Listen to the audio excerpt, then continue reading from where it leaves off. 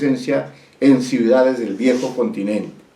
Queda claro que el Ministerio de Educación sí cumplió con el rol de ayudante porque hizo posible que su empleado llegara y permaneciera en París, su destino más importante. Veamos ahora el caso de Solange. Nos preguntamos aquí, ¿ayudante u oponente de Plácido Guamán? El comportamiento de Solange es bastante complejo desde el punto de vista de su condición de ayudante o de oponente del turista peruano, a quien ella se acercó en el primer día de Plácido en la Ciudad Luz. Si adoptamos la perspectiva del protagonista del relato, es decir, del hombre mayor que ha hecho una escala en la capital francesa, se percibe que él considera a Solange como una ayudante, es decir, como alguien que desempeñó varios roles temáticos en beneficio del hombre con el que se encontró en la terraza de un café y se unió a él de inmediato. A partir de este encuentro guiado por el azar, la joven francesa aceptó las invitaciones del turista peruano y cumplió las funciones de cicerone, de anfitriona. Le ofreció un estudio para que se alojara allí en vez del costoso hotel que él había contratado, y también de amante. Todos estos servicios o cortesías de la joven parisina, en provecho del maduro turista que visitaba París por primera vez, hacen que éste la considere positivamente hasta unos momentos antes de su asesinato en un lugar de las afueras, cuando Paradis, antes de matarlo, le dice que ha sido Solange la que le ha informado que Plácido ha hecho bloquear su travel checks porque se ha dado cuenta de que algunos de los que ha conocido a través de su joven acompañante han tramado la falsificación para apoderarse del dinero que aún conserva en esos documentos bancarios. Quizá recién en esos precisos instantes previos a su muerte trágica, el incauto turista peruano despierta del sueño parisino y descubre muy tarde que ha estado viviendo un tremendo engaño, tramado por un grupo de personas del cual forma parte importante Solange, porque fue ella la que contactó a la víctima y la que lo fue enredando, entre comillas, poco a poco y con engaños en la telaraña de una red de mafiosos dedicada a aprovecharse del dinero y bienes de turistas que llegaron con mucho esfuerzo hasta la ciudad de sus sueños y terminaron muriendo en medio de una emboscada que era una pesadilla cruel y trágica. Tengo acá una nota que dice: el propio Julio Ramón no estaba seguro si Solange era inocente o cómplice, ¿no? Los hechos que hemos observado, gracias a la labor del acucioso y omnisciente narrador, nos permiten concluir que en una historia como esta o en otra, es factible que un actor, o también un personaje, ¿no? Es factible que un actor que ha fungido durante gran parte del desarrollo de las secuencias como un ayudante, se descubra que en realidad era un falso ayudante, es decir, que en el plano de la apariencia se desempeñaba como un ayudante, pero en el plano de lo real su rol correspondía al de un oponente que con engaños y en secreto estaba socavando la seguridad y hasta la vida de quien se había constituido en la víctima de un nefasto plan destinado a engañarlo, robarle y asesinarle. Esta doble dimensión de la historia es factible de ser explicada con el aporte de lo que en el metalenguaje del método que estamos empleando se denomina el cuadrado de la veredicción. Seguimos. Solange y la red de oponentes de Plácido Guamán. Antes de pasar a emplear de modo sucinto dicho cuadrado, el cuadrado de la veredicción, queremos reiterar entonces que Solange fingió ser ayudante cuando no lo era, y su falta desde el punto de vista ético es grave porque engañó y estafó a alguien que confió en ella. Pero esta joven y astuta parisina no actuó sola, sino en compañía de varios actores que fueron apareciendo a lo largo del lapso temporal en el que Guamán cayó en las redes de este grupo de embaucadores. El segundo, que también fue un activo y reiterado oponente, es Paradis, quien fungía de pintor y quiso que el turista peruano le compre sus cuadros, como ya hemos mencionado, aun cuando estos eran de pésima calidad, y Plácido se negó a adquirir alguno. Paradis, además, es el que lo asesinó. Su falta también es grave. Con él actúa como un colaborador un oscuro personaje llamado Jimmy,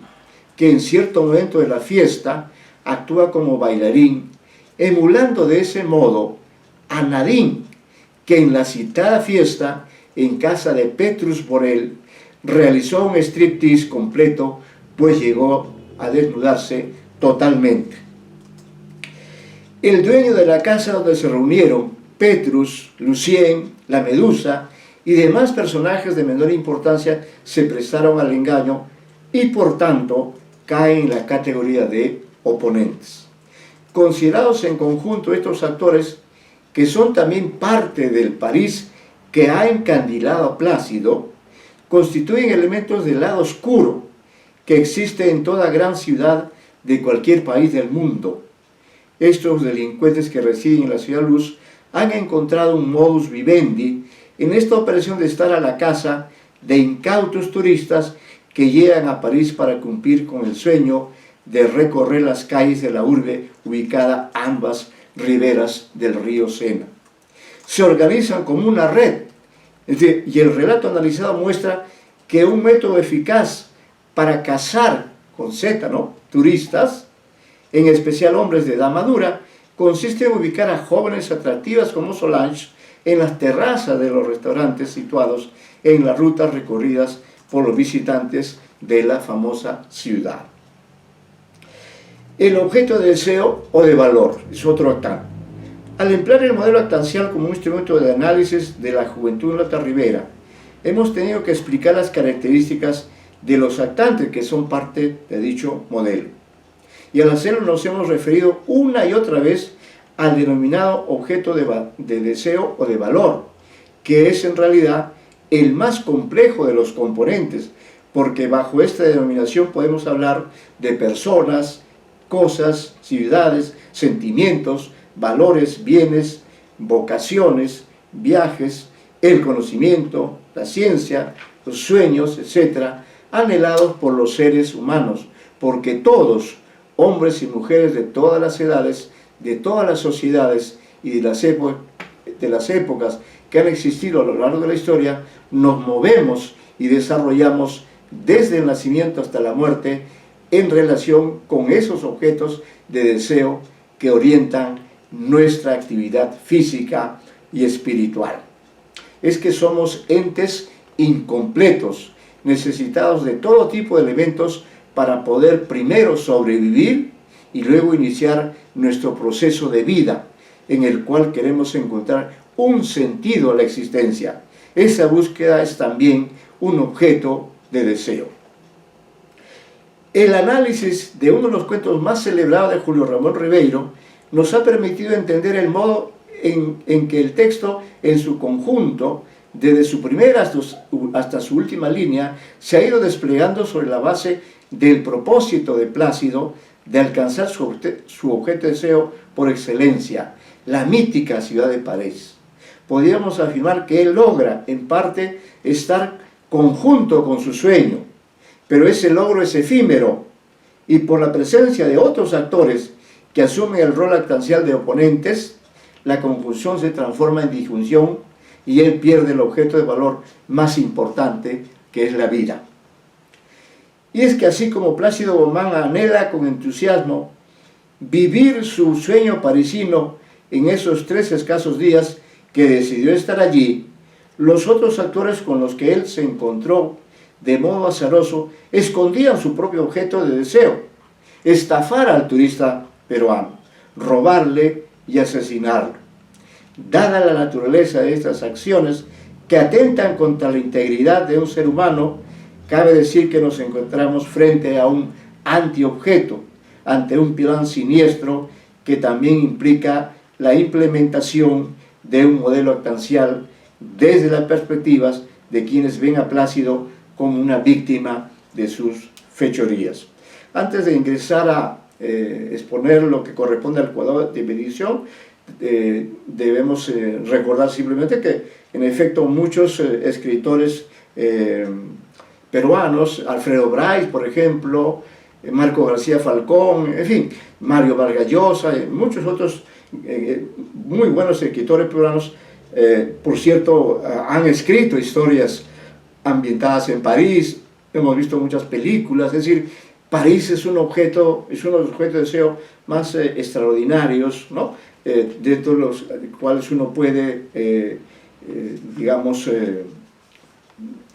a donde uno puede ir, como ocurre con Plácido Domingo, pero con las consecuencias de perder la vida, ¿no? Bien, vamos a ver entonces el cuadrado de la benedicción, lo aparente y lo oculto. El cuadrado de la benedicción, ideado por Greimat y Curtés, como parte de su método de análisis semiótico narratológico,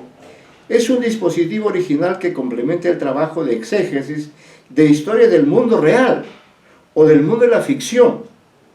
pero no se puede emplear en todas ellas, sino en las que presentan ciertas características peculiares desde el punto de vista de la organización narrativa de cada texto. Para entrar de lleno en su comprensión, acerquémonos con este instrumento al texto con el que estamos dialogando desde hace ya varias páginas.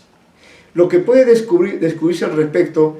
es que los que hemos llamado actancialmente los oponentes de Plácido Guamán no se presentan como tales, sino como ayudantes. Es decir, en apariencia son ayudantes, pero en un plano secreto que el turista ignora, son, como sabemos, oponentes. Los lectores sí captamos la duplicidad moral de estos personajes, en cambio el protagonista no, porque Solange, en primer lugar, aprovechándose de la confianza que le muestra el visitante, le hace creer que se ha acercado a él con buenas intenciones, y una vez establecido este vínculo, las acciones realizadas por la joven se basan en el engaño y se encaminan a aprovecharse y a sacar ventajas de la ingenuidad del turista. Este último, empero, es decir, Plácido, capta pequeños detalles que revelan las oscuras intenciones de su Cicerone y de los demás, en especial de Paradis, el supuesto pintor que quiere venderle sus mediocres cuadros sin conseguirlo. Pero luego se deja ganar por la compañía y los encantos de Solange y permite que ésta lo vaya envolviendo en la red a la que ella pertenece. Una acción clave que facilita los planes de los delincuentes es cuando la acompañante de Guamán convence a este para que deje el hotel donde se aloja y se mude al estudio de la amiga de viaje. En apariencia el cambio es favorable para la economía del turista porque se ahorrará unos dólares, pero en realidad la mudanza hace que la mujer y sus cómplices controlen mejor a su víctima y puedan robarle su equipaje, ropa y dinero. Las demás acciones del grupo que ha logrado captar a Plácido obedecen al mismo propósito, hasta el hecho final de su asesinato a sangre fría en las afueras de la Ciudad Luz. Unos momentos antes de que se produzca su deceso cruel, el turista sigue pensando que pese a todo ha podido realizar su sueño de conocer París y de vivir una aventura íntima que le ha permitido volver a la juventud en la Otra Ribera, el título del texto. Solo al final, muy próximo a perder la vida, Paradis le revela al hombre maduro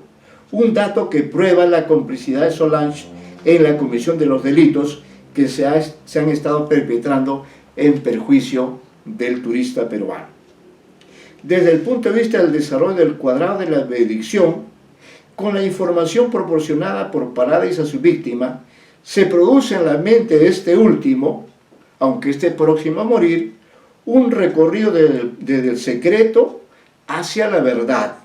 Aquello que estaba oculto para el turista se vuelve una triste verdad que quizá ya no dispone de tiempo ni ánimo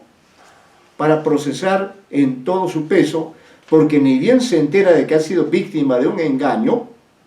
es asesinado por el mismo sujeto que le hizo tomar conciencia de su ingenuidad.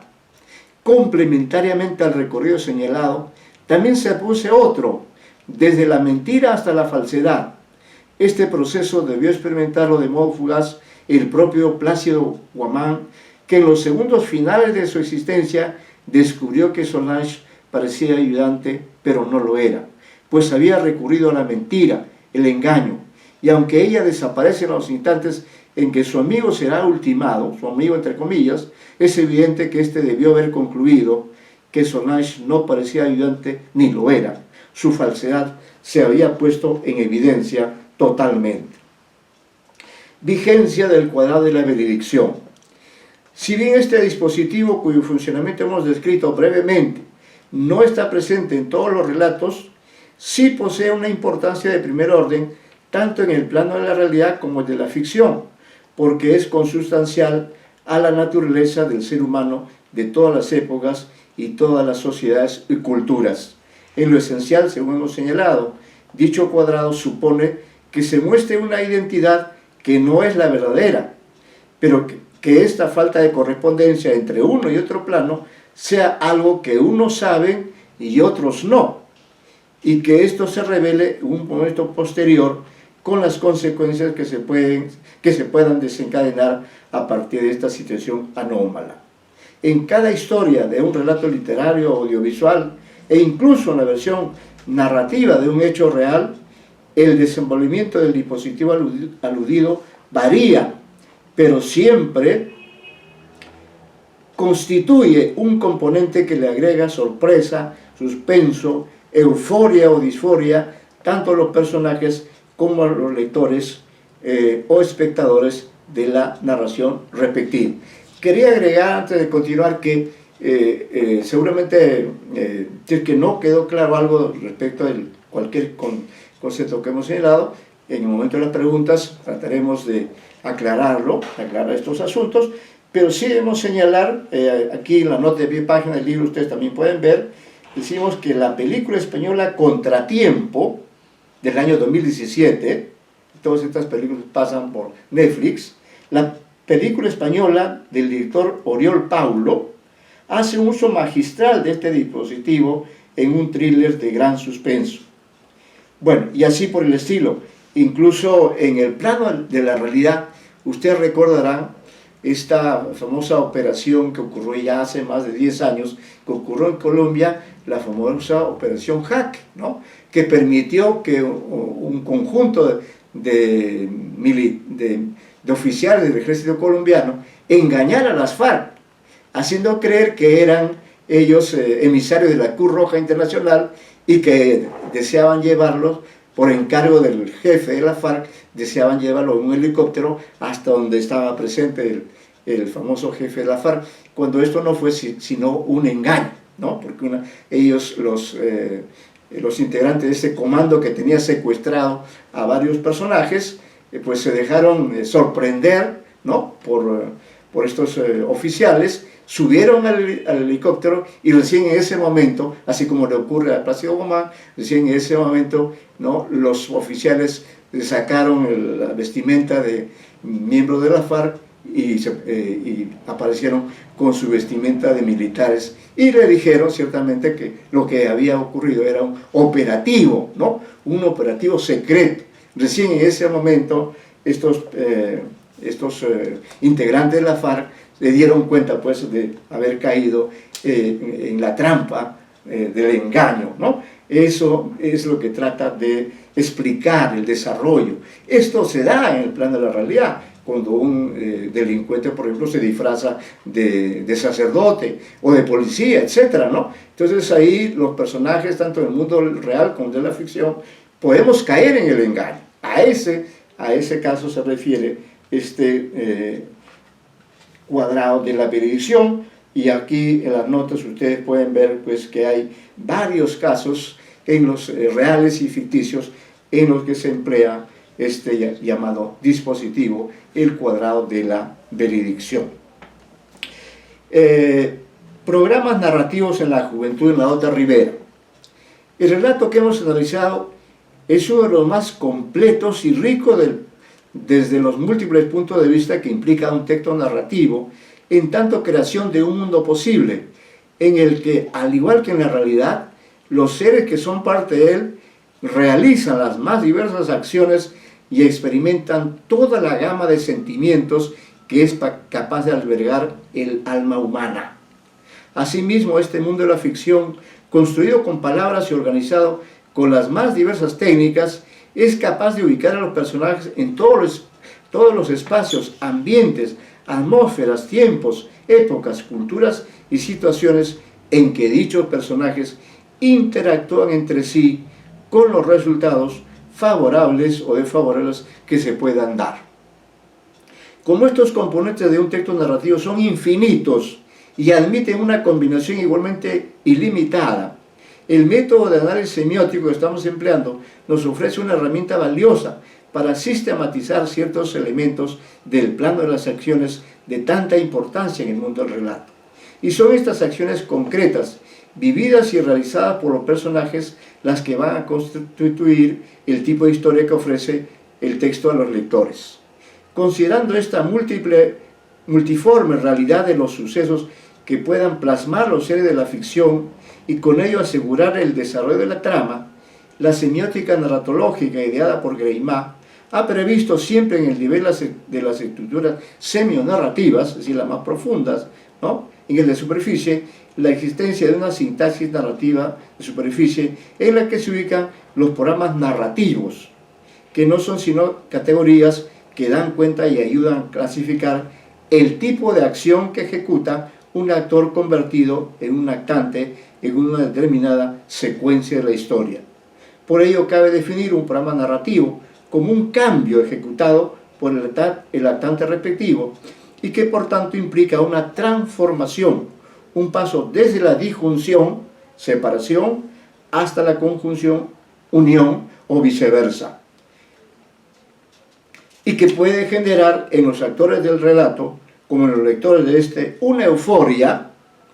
alegría, o una disforia, tristeza, ¿no?, que es lo que nos acontece cuando leemos un texto y el desenlace nos alegra porque estamos identificados con el protagonista, o del contrario, pues nos produce tristeza porque este protagonista, por el contrario, sufre una tragedia. Los programas narrativos le dan, por tanto, a las historias reales y ficticias el dinamismo que las constituyen e involucran a todos los otros componentes de la narración. Cabe decir que aquello que constituye el llamado recorrido generativo, desde las estructuras profundas hasta las superficiales, se produce básicamente por la presencia dinámica, cambiante de los citados conceptos. Es lo que comprobamos precisamente en la juventud, en la Ota Rivera, que de principio a fin avanza mediante la aparición sucesiva de los programas narrativos que imponen uno y otro actante en el curso de los 3 días que son parte del tiempo de la historia. En cuanto al modo en que es posible reconocer y clasificar dichos programas, debemos en principio considerar a los actantes sujeto y objeto del deseo, como los que desencadenan la presencia de los programas narrativos en el curso de los hechos. Después de otorgar a dichos actantes la primacía respectiva, también es pertinente que observemos el accionar de los otros actantes y establecer los programas narrativos que estos incorporan en el escenario textual del relato. Programa narrativo de apropiación. Veamos pues la manera en que en el cuento Rivero surgen los citados programas en diferentes momentos de las secuencias narrativas que lo integran, desde el momento en que Gaumont llega a la ciudad de París hasta el momento en que 3 días después muere asesinado por Paradis, miembro de la mafia en las afueras de la Ciudad Luz. En primer lugar, y haciendo una concesión para establecer un cierto orden en la aparición de los programas narrativos, señalemos que el hecho del arribo del protagonista a la capital de Francia, tomando la decisión de hacer una escala de 3 días antes de llegar a Ginebra, su destino oficial, configura el surgimiento del programa narrativo de apropiación, que se caracteriza porque el actante respectivo se apropia por sus propios medios o recursos del objeto de deseo que guía todo su desenvolvimiento en el relato. Aplicado el concepto al accionar de Plácido, es lícito decir que él ha llegado a París por su propio esfuerzo. Ha decidido visitar París, para lo cual, por cierto, ha tenido que tomar un vuelo. Además, aunque su empleador le ha facilitado el viaje pagándole el pasaje, el protagonista permanece en la capital parisina sufragando sus gastos con su dinero. Y el hecho de pagar los consumos que ocasionan las invitaciones a Solange en diferentes lugares también son modalidades clasificables dentro de los programas narrativos de apropiación. Programas narrativos de atribución. En muchas ocasiones un actante logra entrar en conjunción con su objeto de deseo, es decir, consigue disfrutar de él o conquistarlo material o simbólicamente gracias al concurso de un actante, que suele ser el ayudante, que como su nombre lo indica, hace posible que el actor que ha asumido el rol de sujeto del deseo y desea alcanzar a su objeto, en efecto lo haga suyo. En este sentido es lícito decir que Plácido Guamán pudo conocer París, recorrerlo, visitar sus lugares famosos, debido a que Solange lo acompañó e invirtió su tiempo en estar al lado del turista peruano, aunque sepamos además que sus fines eran otros. Igualmente, con las mismas atingencias, es válido afirmar que la joven guía ayudó a ahorrar parte de su dinero a su futura víctima, al hacer que se mude desde el hotel hasta el estudio, aunque este ahorro le salió caro, le costó la vida. Programas narrativos de renuncia. Se habla de la presencia de esta clase de programas narrativos cuando el sujeto del deseo u otro actante, luego de haber estado en posesión de un objeto de deseo, renuncia a él y toma otro, o simplemente deja de lado el que poseía. En el relato analizado no se hacen presente con mucha claridad este tipo de programas. Uno de ellos se manifiesta cuando Guamán, que ya estaba alojado en un hotel, y asumimos que se sentía cómodo en él, renuncia a estar allí por sugerencia de Solange y se muda al estudio. Esta renuncia fue clave para que el turista pudiera ser mejor controlado por la mafia, de la que Solange era una operadora clave. Programas narrativos de atribución y de renuncia que se dan de manera combinable. Es pertinente señalar que los programas narrativos son en efecto combinables y que su ubicación en uno u otro tipo depende también de la perspectiva adoptada para reconocerlo y clasificarlo. Si, por ejemplo, analizáramos el relato desde el punto de vista de la Cicerone, quizás se obtendría otros resultados igualmente válidos. Por ello vamos a examinar ciertos hechos de la historia para apreciar en ellos la coexistencia o complementación de estos programas. Ello se da primero en las galerías comerciales Lafayette, cuando Guamán, agradecido por la ayuda de Solange, le obsequia a esta, programa narrativo de atribución, un abrigo de ante de color turquesa que le había gustado a ella. Y ya de retorno instalados en el estudio que ella le ha cedido a él, ambos deciden no salir. Programa narrativo de renuncia, no salir a seguir recorriendo París en vista de que está lloviendo. Solange aprovecha esta circunstancia para ofrecer una cena allí, programa narrativo de atribución, a su reciente amigo y le prodiga besos y caricias que el turista recibe como un premio. Programas narrativos de desposesión. Estos programas también son importantes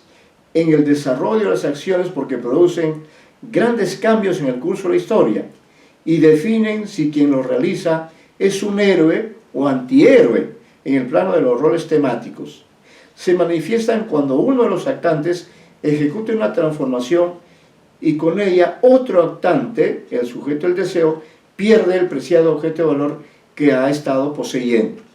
En el cuento Ribeiro, sin duda los programas narrativos de disposición aparecen más de una vez y son realizados por actores, Solange, Paradis, Jimmy, que cumplen roles actanciales de oponentes. Por ejemplo, Guamán es víctima del robo de su ropa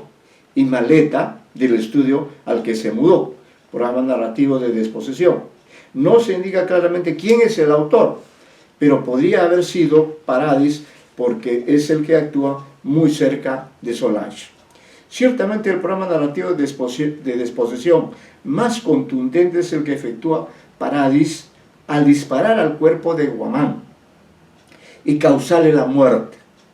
Con este acto repudiable, el asesino logra que el turista peruano pierda el objeto de valor más importante, la vida. Cabría agregar que en instantes previos al disparo, el mismo Paradis consigue que el peruano se dé cuenta de que ha sido víctima de un operativo de estafa. Con ello, le quita la sensación de confianza que él había tenido, por lo menos en Solange. Esta disposición también es crucial, sume al actor en una mayor disforia. En suma, La juventud en la otra ribera es un cuento muy rico en todos los aspectos que son parte de un texto de narrativa breve, que en el espacio verbal de unas cuantas páginas recrea la vida, peripecias y muerte de un personaje como Plácido Guamán. Rivero escoge los 3 días finales de la existencia de un personaje común y corriente, pero ese lapso temporal tan breve se cumple en París, aquella ciudad cosmopolita de la que decía Vallejo que era, abro comillas, un sitio muy grande y lejano y otra vez grande, cerramos las comillas. Ya vamos terminando. El autor elige en esta oportunidad el modelo de lo que él llama el cuento fragmento, aquel que concentra el recorrido de la historia en un lapso temporal breve, pocas horas o pocos días, y ubica los sucesos en un espacio muy limitado, una habitación o en escenarios más amplios y variados, como ocurre en el relato analizado. En este cronotopo preciso, París y alrededores, el protagonista vive su sueño de recorrer y de conocer la ciudad luz. Y como dicha ciudad es totalmente desconocida para él, el destino quiere que el turista peruano se apropie de ella, en el sentido convencional, semiótico, con la compañía de Solange, una joven y atractiva parisina que se ofrece a ser su cicerone. Pero el peruano ya maduro no tuvo la suerte de Dante en la Divina Comedia, que fue guiado primero por Virgilio y luego por la propia Beatriz en su recorrido por mundos que él tampoco conocía. El hombre que transitó desde la orilla de la madurez hasta la orilla de la juventud, en un esfuerzo por vencer el tiempo, cayó en manos de unos delincuentes que lo engañaron con ayuda de la apariencia juvenil y sensual de Solange. Y después de desposeerlo de sus bienes materiales y de su dinero, no solo lo devolvieron a la orilla de la madurez, sino apuraron su recorrido vital y lo mandaron hasta los dominios de la muerte. No le falta razón a una crítica, Paloma Torres Pérez Sotelo, estudiosa del cuento Rivero, cuando afirma que este trabaja muy bien los desenlaces, especialmente los trágicos, como ocurre en La juventud en la otra ribera. La especialista española examina este tipo de finales en 2 textos del autor, El profesor suplente y Una aventura nocturna. Empero los sufrimientos que experimentan uno y otro protagonista